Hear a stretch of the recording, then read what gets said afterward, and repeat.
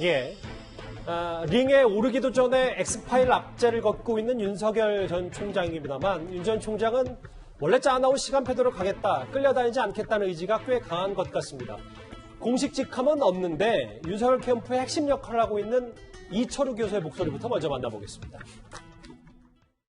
제가 우리 국민 여러분들의 기대 내지는 또 뭐 염려 이런 거 제가 다 경청하고 다 알고 있습니다. 여러분이 좀 지켜봐 주시기를 부탁드립니다. 윤 총장이 나름대로 그 시간의 프레임이 있더라고요. 통과 의뢰를 거친 다음에 비로소 이제 자기가 자기 목소리로 국민 앞에 서겠다. 근데 준비가 안 된 게 아니라 본인의 그 타임 프레임에 맞춰서 가는 그런 것으로 저는 이해를 하고 있습니다.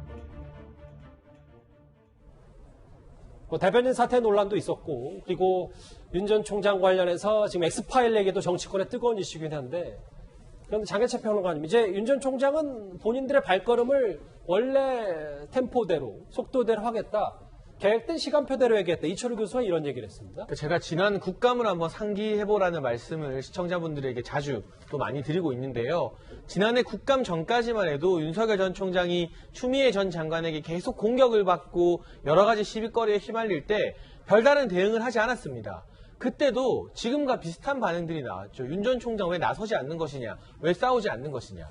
그런데 꾹 참다가 국감날 법사위에서 그 수많은 여당 국회의원들이 윤석열 전 총장을 공격하려고 벼르고 있는데 작정했다는 듯 본인의 이야기를 다 털어놓지 않았습니까? 그때부터 또 여론이 완전히 급반전됐던 거죠.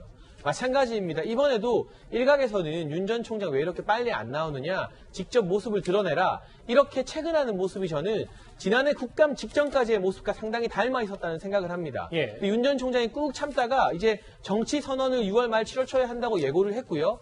그리고 오늘 본인의 공식적인 입장을 통해서 이 괴문서에 대해서 아주 강도 높게 비판하고 나섰습니다. 그리고 정부 기관이 개입했다면 불법 사찰이라고 굉장히 어떻게 보면 휘발성이 강한 메시지까지 던진 셈인데, 그동안 참고 참았던 데는 나름의 이유가 있지 않을까. 왜냐하면 검찰총장에서 사퇴하고 나서 우선 전문가들과 국민들을 만나면서 본인의 어떤 생각을 가다듬는 게 순서라는 그런 판단을 내렸던 것 같고, 무엇보다 후임 검찰총장, 김호수 검찰총장 체제가 어느 정도 자리가 잡힌 뒤에 자신이 본격적인 움직임을 하는 것이 검찰 출신의 선배로서 도리에 맞다는 그러한 원칙론을 지켰던 것이 아닌가. 그래서 일각에서는 이 6월 말 7월 초로 예정된 27일 언저리로 알려진 정치선언이 마치 지난주에 있었던 뭐 대변인 사태나 엑스파일 논란 때문에 급하게 당긴 건 아니냐고 관측하는 시선도 있습니다만, 예.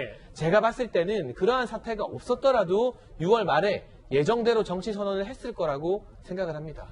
제가 장혜철 평론가님께 추가 질문 하나 드릴게요. 27일이 이번 주 일요일인데 아직 날짜는 확정이 안 된 겁니까? 윤 전 총장 측 캠프는 뭐라고 얘기하고 있어요? 뭐 대변인 입장을 통해서 저도 확인을 할 수밖에 없는 상황인데, 대변인 입장은 이상록 대변인이 27일이라고 못 박은 적이 없다. 예. 다만 6월 말 7월 초가 아니겠느냐, 그 이상을 넘기진 않겠다는 것 같은데, 제가 봤을 때 최근에 여러 정치권의 분위기가 상당히 뜨겁게 고조되고 있는 만큼 6월 말을 넘기지 않는 선에서 국민들에게 직접 본인의 목소리를 전하지 않을까 예상이 됩니다. 그러면 장혜철 평론가님이 일부 본인 SNS나 통해서 말씀하셨던 것처럼 윤 전 총장이 당시 그 기자회견 출마 선언을 할 때 증문즉답, 기자들의 질문도 다 고스란히 받고 이런 것도 계획하고 있는 거죠? 제가 증문즉답이라는 단어를 쓴 적 없는데 어쨌든 기자들의 질문을 받고 거기에 대해서 응답하는 그런 모습, 국민들에게 자신의 목소리, 그 대변인이나 부대변인을 거치지 않고 전원을 거치지 않고 자기 이야기를 하는 것, 그런 계획이 있는 것으로 알려지고 있기 때문에 정치선언 외에 기자회견이라고 할까요? 그러한 과정을 통해서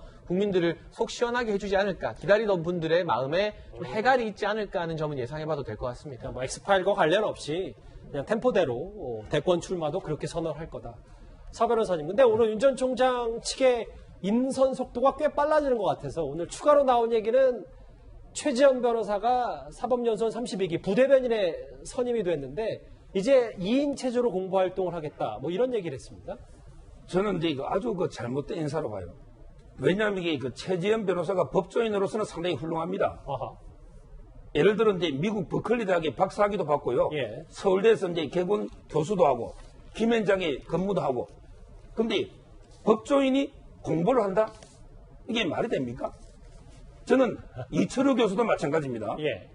이철우 교수는 이게 무슨 자격으로 계속 이 공부 활동을 하는 겁니까?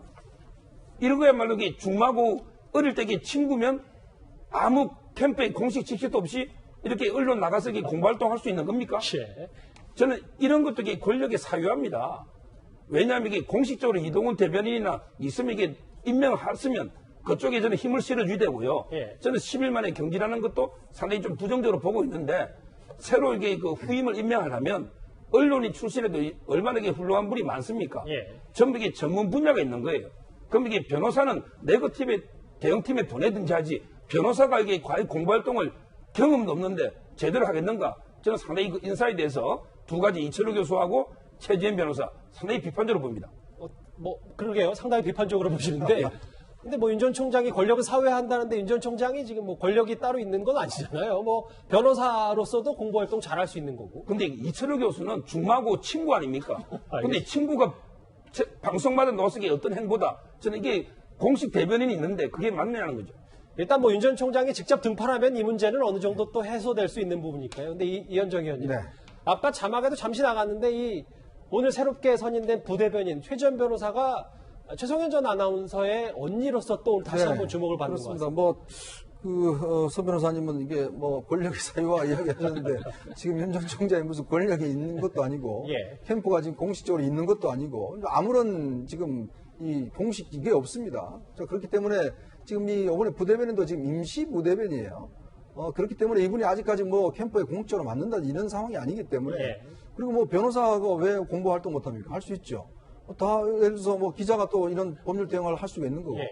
저는 그거가 지금 굉장히 문제가 된다는 생각은 하지 않습니다. 그리고 나중에 예를 들어서 이게 공식적으로 이제 예비 후보를 등록하고 캠프를 차려지면 그때는 이제 이게 공식 루트가 되겠지만 지금은 사실은 윤 전 총장 아직 공식 지금 정치 선언도 하지 않았지 않습니까? 그냥 일반인이에요. 솔직히 법률적으로 이야기하면. 그렇죠. 일반인이기 때문에 누가 친한 친구가 나가서 입장을 대변하거나 이거는 충분히 할 수 있는 거기 때문에 너무 지금 윤 전 총장을 너무 공식화시켜서 왜 이분을 하느냐는 저는 좀 과도한 지적이 아닌가 그런 생각이 듭니다. 링에 오르기도 전에 여러 엑스파일 악재를 만난 윤 전 총장인데 일단 윤 전 총장 측은 본인들의 시간표대로 가겠다, 제 갈 길 가겠다 이런 입장을 다시 한번 밝혔습니다. 이 소식은 여기까지고요. 저희가 크게 오늘 윤 전 총장 관련된 이슈들을 하나하나 집중적으로 살펴봤습니다.